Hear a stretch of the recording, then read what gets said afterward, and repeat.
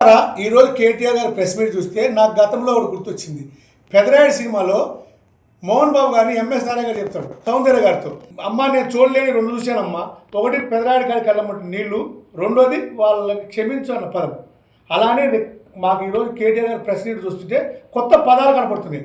స్వేచ్ఛ, స్వాతంత్రము, ప్రజాస్వామ్యము, అంబేద్కర్ గారు ఇవి మాట్లాడుతున్నాడు. మేము కూడా కొత్తగా నీ నోటెమ్మడి చూస్తున్నాం, త్వరలో అలానే నీ కళ్ళెమ్మటి నీళ్ళు కూడా చూస్తాం. మా కవితమ్మ దెబ్బకి నీ కళ్ళెమ్మటి నీళ్ళు కూడా చూస్తామని తెలియజేస్తూ మీరు మాట్లాడిన విషయాలు రెండు స్పష్టంగా తెలుసుకున్నాం. ఈ తెలంగాణ ప్రజలకి వివరించాలనుకుంటున్నాం. మిత్రులారా, నేషనల్ హెరాల్డ్ కేసు గురించి మాట్లాడే అర్హత కేటీఆర్ గారికి లేదు. నేషనల్ హెరాల్డ్ కేసు గురించి అది మా పత్రిక, మా పార్టీ నుంచి మేమే లోన్ ఇచ్చాము. అనేక సార్లు రాహుల్ గాంధీ గారిని ఇబ్బంది పెడతానికి పెట్టిన కేసు అని చెప్పి మేము ఈడీ ఆఫీసుల ముందు, అనేక కలెక్టర్ ఆఫీసుల ముందు, అనేక రాష్ట్రాల్లో దేశవ్యాప్తంగా ధర్నాలు చేసాము, మా నిరసన తెలియజేశాము. దాని గురించి కొత్తగా ఎఫ్ఐఆర్లో పేరు వచ్చిందని పెద్ద కేటీఆర్ మాట్లాడాల్సిన అవసరం లేదు. రెండోది, అసలు నేషనల్ హెరాల్డ్ గురించి మాట్లాడే అర్హత కేటీఆర్కి బీజేపీ వాళ్ళకి ఎక్కడుంది?